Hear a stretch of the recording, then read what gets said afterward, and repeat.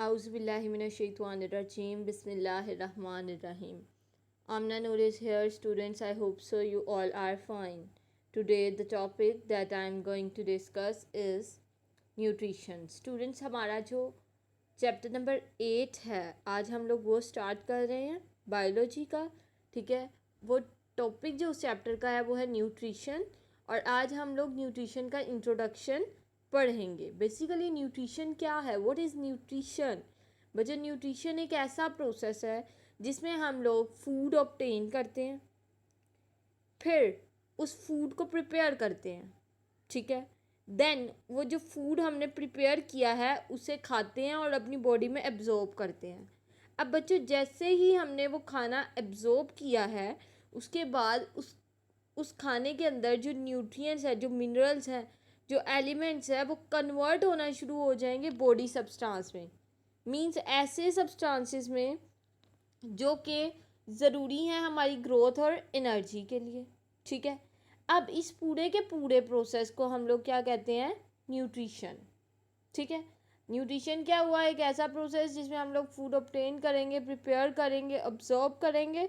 ठीक है, और बाद में उसके अंदर जो एलिमेंट्स हैं उनको बॉडी सब्सटेंसेस में कन्वर्ट कर देंगे, जो कि बहुत ज़्यादा यूज़फुल है हमारी ग्रोथ के लिए, और हमें वो एनर्जी प्रोवाइड करेंगे. अब न्यूट्रिएंट्स क्या है स्टूडेंट? न्यूट्रिएंट्स वो एलिमेंट या कंपाउंड हैं जो कि एक ऑर्गेनिज़म ऑब्टेन करता है, खाना खाने के बाद उसे वो मिलते हैं, और फिर वो उसे एनर्जी के लिए इस्तेमाल करता है या फिर उससे नए मटेरियल तैयार करता है. मींस जैसे फ़र्ज़ करें स्टूडेंट्स, हम लोगों ने प्लांट्स खाए, पौधे खाए. ठीक है, मींस पालक, मेथी, ये क्या है? प्लांट्स ही हैं. अगर हम लोगों ने वो खाए, उनसे हमें मिले कार्बन, हाइड्रोजन, ऑक्सीजन. अब बच्चों, ये जो कार्बन, हाइड्रोजन, ऑक्सीजन है, ये क्या है? न्यूट्रिएंट्स है. ठीक है, और हमने क्या किया? इनको एनर्जी हासिल करने के लिए यूज़ किया. मींस वो किस तरह से बच्चों? हम लोगों को पता है, हम लोग पीछे चैप्टर नंबर 7 में ऑलरेडी डिस्कस कर चुके हैं कि जो हम लोग खाना खाते हैं उसमें एनर्जी स्टोर्ड हुई होती है पोटेंशियल एनर्जी की शक्ल में. ठीक है, जब हम खाना खाते हैं वो काइनेटिक एनर्जी में चेंज होती है और दोबारा फिर उसे स्टोर कर दिया जाता है एटीपी की शक्ल में. तो हमें क्या है? एनर्जी मिले ताकि एटीपी से. अब क्या हुआ? वो एलिमेंट जो हमारे कार्बन, हाइड्रोजन और ऑक्सीजन थे वो एनर्जी हासिल करने के लिए इस्तेमाल कर लिए.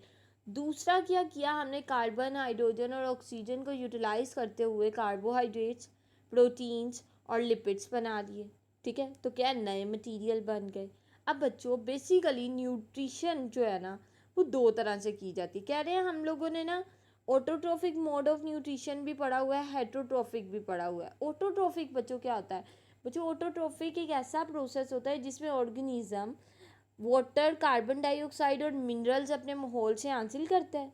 ठीक है, और उसी वाटर और कार्बन डाइऑक्साइड और डिफरेंट मिनरल्स को यूज़ करते हुए अपना खाना तैयार करता है. ठीक है, अब बच्चों कॉमन सी बात है, हमें पता है जब खाना तैयार हो गया तो वो हम लोग किस पर्पज़ के लिए इस्तेमाल करेंगे? ग्रोथ के लिए और एनर्जी के लिए. अब दूसरी तरफ एक हेटरोट्रोफिक मोड ऑफ न्यूट्रिशन होता है.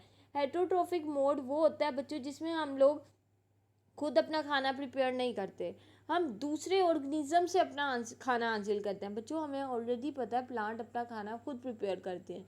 ठीक है, अब हम ह्यूमंस क्या करते हैं? हम लोग डायरेक्टली प्लांट को खाते हैं. प्लांट ने जो खाना तैयार किया हुआ है हम उसे खाते हैं.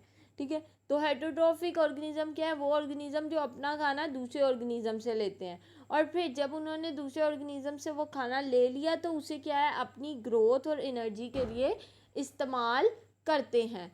नेक्स्ट मूव करते हैं हम लोग मिनरल न्यूट्रिशन इन प्लांट. ठीक है, अब इसमें क्या होगा कि प्लांट्स में मिनरल की न्यूट्रिशन किस तरह से होती है. तो बच्चों, बेसिकली प्लांट्स के अंदर बहुत ज़्यादा एफिशिएंट किस्म का मैकेनिज़्म मौजूद है. ठीक है, वो एफिशिएंट मैकेनिज़्म क्या है? ऑटोट्रोफिक. ऑटोट्रोफिक का क्या मतलब है? अपना खाना खुद तैयार करना. तो बच्चों, प्लांट्स में ऑटोट्रोफिक मोड ऑफ न्यूट्रिशन होता है. अब क्या हुआ कि प्लांट्स जो है वो कार्बन डाइऑक्साइड और वाटर से कार्बन, हाइड्रोजन और ऑक्सीजन हासिल करते हैं. मज़ीद ये कि प्लांट्स को इसके अलावा भी कुछ मिनरल एलिमेंट्स की ज़रूरत होती है. वो क्या करते हैं? उसे अपनी बॉडी की एक्टिविटीज़ और स्ट्रक्चर को बेहतर बनाने में इस्तेमाल करते हैं. अब बच्चों, वो न्यूट्रिएंट्स जो बड़ी मिकदार में चाहिए होते हैं उन्हें हम लोग क्या कहते हैं, मैक्रो न्यूट्रिएंट्स।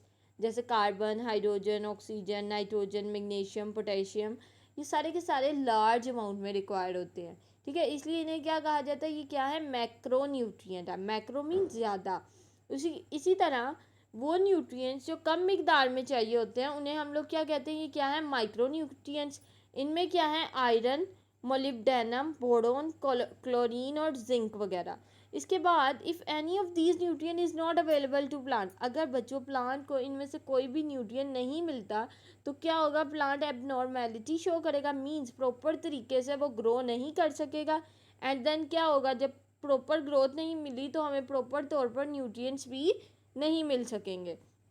उसके बाद यहाँ पर कुछ मैक्रो न्यूट्रिएंट्स है और नेक्स्ट स्लाइड में कुछ माइक्रो न्यूट्रिएंट्स है जिनके बारे में हम लोग डिस्कस करेंगे। उनमें सबसे पहले क्या है, मैक्रो न्यूट्रिएंट्स। उनमें हम लोग डिस्कस कर रहे हैं फॉस्फोरस को। बच्चों फॉस्फोरस क्या है, बहुत इंपॉर्टेंट कंपोनेंट है एटीपी का।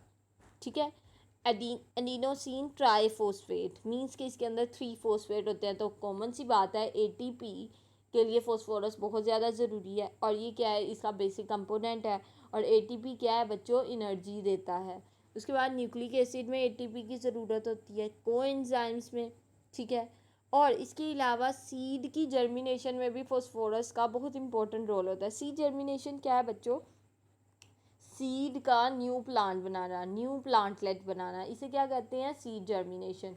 फोटोसिंथेसिस के प्रोसेस में भी फॉस्फोरस हाईली यूज़फुल है। प्रोटीन फॉर्मेशन में भी फॉस्फोरस हाईली यूज़फुल है, मींस के इसे इस्तेमाल किया जाता है और फॉर्मेशन के लिए, प्रोटीन बनाने के लिए। पोटेशियम क्या करता है बच्चों, हम लोग आगे 9th चैप्टर में थ्योरी पढ़ेंगे जिसमें वो हमें बताएंगे कि जो स्टोमेटा है उसकी ओपनिंग और क्लोजिंग में पोटेशियम का बहुत ज़्यादा इंपॉर्टेंट रोल होता है। ठीक है, उसके बाद reduces water loss from leaves, potassium क्या करता है, पत्तों से वाटर के लॉस को कम कर देता है। ठीक है, उसके बाद सल्फ़र है। सल्फ़र प्रोटीन का बहुत ज़्यादा इंपॉर्टेंट कंपोनेंट है, वाइटमिन्स और इंजाइम्स का। मीन्स के प्रोटीन, वाइटमिन्स और इंजाइम्स बनाने में सल्फ़र बहुत ज़्यादा एक इम्पॉर्टेंट कंपोनेंट है। उसके बाद कैल्शियम, कैल्शियम क्या करता है, इंजाइम्स को एक्टिवेट करता है, मीन्स के इंजाइम को प्रिपेयर करता है कि वो अपना फंक्शन करना शुरू कर दें। ठीक है, इसके अलावा कैल्शियम क्या है, सेल वॉल का बहुत ज़्यादा इंपॉर्टेंट कंपोनेंट है। और बच्चों एक सेल के अंदर वाटर को अंदर ले जाना है या बाहर भेजना है, उसको भी इफ़ेक्ट करता है कौन, कैल्शियम। ठीक है, नेक्स्ट मूव करते हैं। अब हम लोग माइक्रो न्यूट्रिएंट्स देखेंगे और इनका रोल देखेंगे प्लांट की लाइफ में। ठीक है, अब जो है आयरन, बच्चों आयरन बहुत ज़्यादा ज़रूरी है फोटोसिंथेसिस के लिए। ठीक है, इसके अलावा ये कुछ इंजाइम्स को भी एक्टिवेट करता है ताकि वो क्या करें, अपना फंक्शन शुरू कर लें। बच्चों हम लोगों को पता है ना कि इंजाइम जो है वो एज अ कैटलिस्ट यूज़ होता है डिफरेंट रिएक्शंस में जो कि लिविंग ऑर्गेनिज्म की बॉडी के अंदर होने होते हैं। ठीक है, इसके अलावा मोलिब्डेनम है जो कि कंपोनेंट ऑफ इंजाइम है और रिड्यूस करता है, that reduces nitrates to ammonia, means के नाइट्रेट्स को अमोनिया में कन्वर्ट करने में हेल्प करता है। Important in building amino acid, amino acid बनाने में बहुत ज़्यादा इंपॉर्टेंट है। अब जो बोरॉन है वो है शुगर ट्रांसपोर्ट में बहुत ज़्यादा इंपॉर्टेंट रोल अदा करता है। मींस बच्चों प्लांट में जब खाना तैयार होता है लीव्स में, ठीक है, तो बेसिकली ग्लूकोज क्या है, एक शुगर ही है ना, स्टार्च है। अब होता क्या है बच्चों, ये जो शुगर है लीव से प्लांट की रूट्स में या फिर ट्री में या फिर फ्रूट में ट्रांसपोर्ट करवाने के लिए क्या है, प्रोटोन का इस्तेमाल होता है। इसके अलावा सेल डिवीजन में, प्लांट की सेल डिवीजन में भी बहुत ज़्यादा हाईली यूज़फुल है और इंजाइम्स की सिंथेसिस में भी बहुत ज़्यादा यूज़फुल है। कॉपर, बच्चों कॉपर क्या है, मुख्तलिफ तरह के इंजाइम का बेसिक कंपोनेंट है। ठीक है, और अब जो हमारे पास मैगनीज है वो क्या है, इंजाइम फोटोसिंथेसिस में जो इंजाइम का प्रॉपर फंक्शन करवाना होता है उसमें मैग्नीज इन्वॉल्व होता है। इसके अलावा रेस्पिरेशन और नाइट्रोजन मेटाबॉलिज्म में भी। बच्चों नाइट्रोजन मेटाबॉलिज्म क्या है, मेटाबॉलिज्म एक ऐसा प्रोसेस होता है जिसमें हम लोग फूड को तोड़ते हैं या फिर जोड़ते हैं। तो नाइट्रोजन मेटाबॉलिज्म में क्या है बच्चों, नाइट्रोजन फिक्सेशन का प्रोसेस आएगा, अमोनिफिकेशन का प्रोसेस आएगा। ठीक है, तो ये सारे के सारे प्रोसेसेस जो नाइट्रोजन साइकिल में आते हैं वो नाइट्रोजन मेटाबॉलिज्म में आएंगे। जिंक जो है बच्चों required in large number of enzymes, बहुत ज़्यादा एंजाइम्स में जिंक की ज़रूरत होती है। क्लोरीन जो है ऑस्मोसिस, वाटर की ऑस्मोसिस करवाने में यूज़फुल होता है।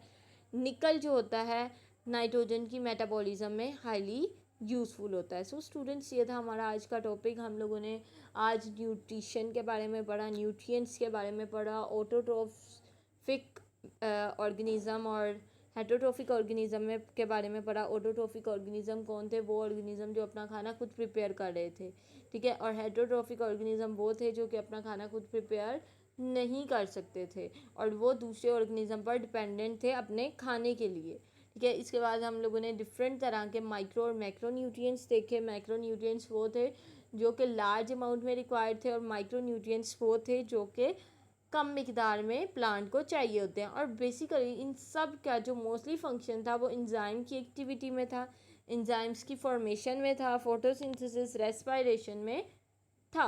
सो स्टूडेंट्स, ये था आज का हमारा टॉपिक। उम्मीद है कि आप लोगों को समझ आ गया होगा।